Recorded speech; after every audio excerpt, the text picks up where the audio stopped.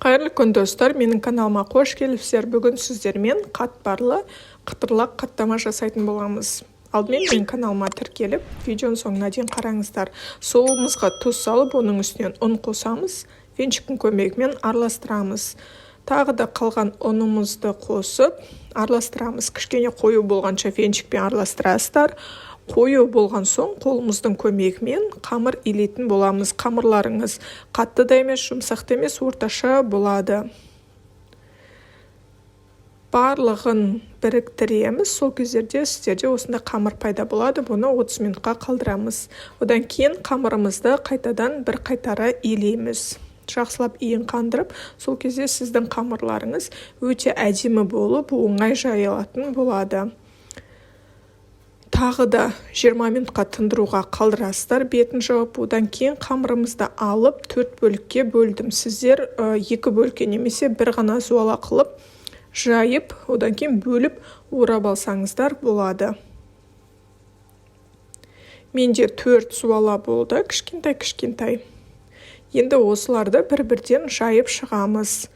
Қолымыздың көмегімен дөңгелек етіп аламыз, одан кейін оқтаудың көмегімен біркелкі етіп жаямыз. Кішкене ұн сеуіп жайыңыздар, себебі қамырларыңыз жабысып қалуы мүмкін. Дөңгелек етіп жайып алғаннан кейін бетіне сармай жағатын боламыз. Сармайды міндетті түрде ерітіп, суын шығарып, кішкене қайнатып алыңыздар. Сармаймызды құйып, барлық шетіне жағып шығасыздар. Дөңгелек етіп жағып болғаннан кейін бір шетінен бастап орайсыз. Бұл қаттама ораудың бірінші түрі, яғни осылай қолымыздың көмегімен дөңгелетіп орап шығамыз. Одан кейін барлық шетін біріктіреміз, яғни бұл бір қаттама болады. Бұны тоңазытқышқа 15 минутқа қалдырамыз. Екінші қаттаманы осылай кесіп орайтын боламыз. Қалай жасасаңыздар да сіздердің қаттамаларыңыз өте әдемі шығады. Тоңазытқыштан қаттамамызды алып, кішкене ұн сеуіп, тағы да дөңгелек етіп жаямыз. Бұл өзіңіздің сковородкаңыздың көлемінде болу керек. Қатты үлкен болып кетсе, симай қалуы мүмкін.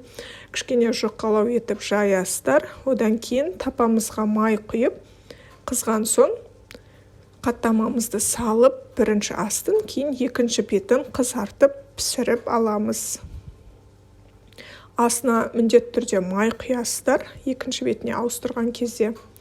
Қатты май көп құйып жіберудің қажеті жоқ. Сонымен біздерде осындай өте әдемі қаттама шығады. Бұл жаңағының екінші түрі ораған қаттамасы.